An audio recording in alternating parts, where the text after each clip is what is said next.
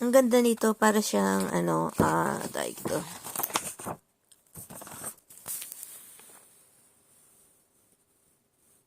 Ano ba tawag dun sa parang dictionary? Ay, hindi dictionary. Yung album, lalagyan mo, ito album. Album po siya, tapos isusulat mo. Yung mother na magsusulat, syempre baby pa eh. Ayan.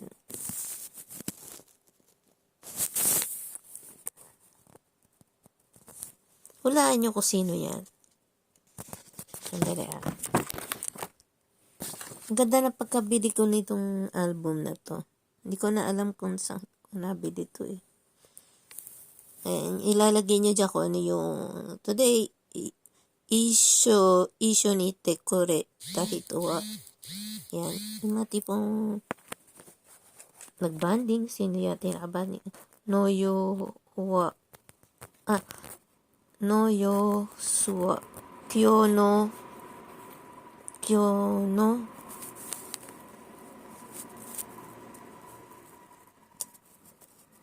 Yoshua. Amairide no koto. Yung mga, nalimutan ko sa English yun. Ayan, may mga nakalagay Japanese po kasi. Yan, about sa pagkain.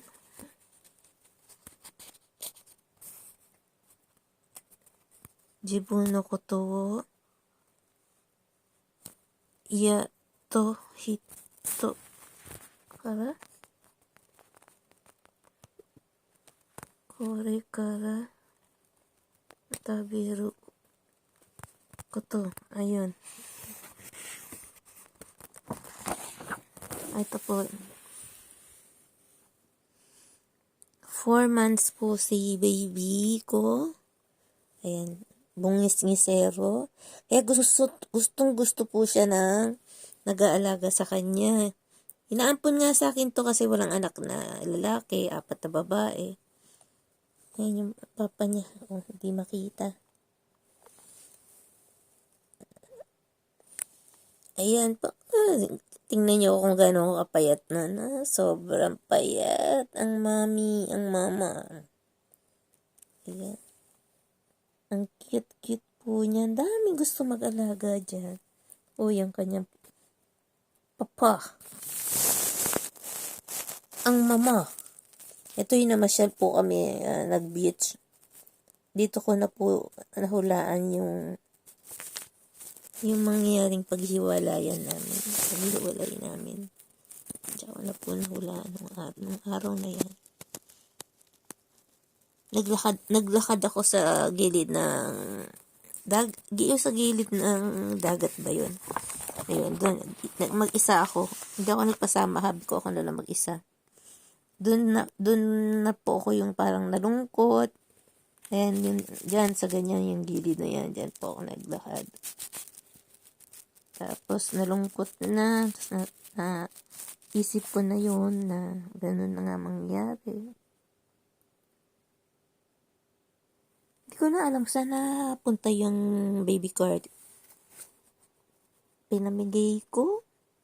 Para dito pa nasa mansion pa kami. Ay, yung tipo na naming tinirahan. Maluwag siya. Ito yung sabi ko, yung dalawang bulldog.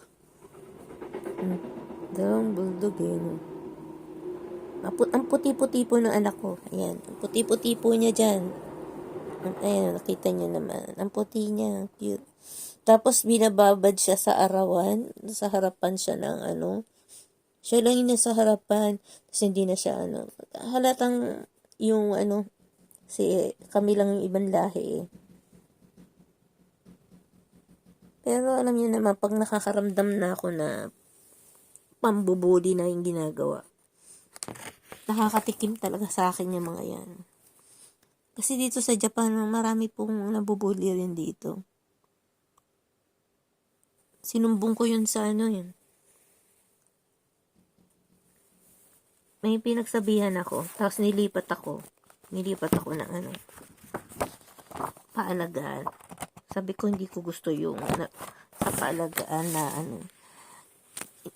hindi pag sa sweatshirt, pinagtatawanan sweatshirt yung anak ko. Ang lamig-lamig, sabi ko, ang layo namin, 30 minutes bago ako makapunta doon sa paalagaan. 1 station yun. Bisikleta lang ako, nakabisikleta lang ako. Tapos, sasabihin, wag ko daw lagyan ng sweatshirt, o bonnet, o medyas. Di kawawa yung bata, mabihira. Biruin nyo samantalang mga bata dito, mga baby po dito, ganun. Tapos yung ako, porque ibang lahi ako, pinagsabihan ko yung, hindi pa galit yung may ibig sabihin yung pagkasabi ko sa kanya, na maiintindihan niya yung ibig ko sabihin. Sabi ko lang, kasi gaijin kami, kaya ganito, nilipat na lang kami ng ibang lahi, ibig sabihin nun. Nilipat na lang. Tapos nagsorry siya, di ba na gets niya. Pero hindi masakit ang pagkasabi ko, Gets niya. Ibig ko sabihin.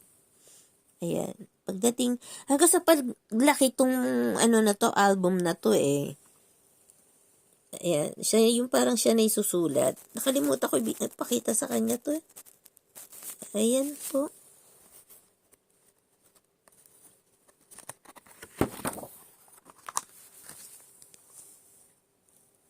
Wakano Ju Oni News. Ayun yung baby memories. Memory. Ano ba sa English to? Halimutan ko Ito yun. Ilang taon na siya rito. 1 year, may get. Andun pa rin kami sa mansion nakatira. Pinalayas na lang kami nung hindi na binabayaran nung 10 months yata, o ilang months, o taon. Ito yan, dito po ako lagi tumatambay. Yung best friend ko, kaso nawala na po siya sa mundo. Ayan. Hindi ko alam kung ito ay buhay pa rin. Ayan, karga niya yung Janakis ko. Kumari ko yung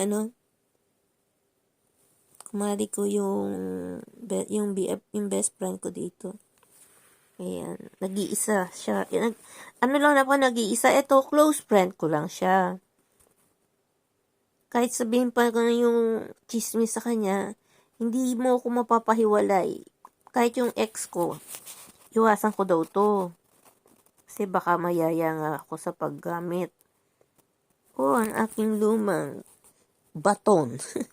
Ayun pa yung bag ko. Aking baton. Pinadala ko sa Pilipinas sa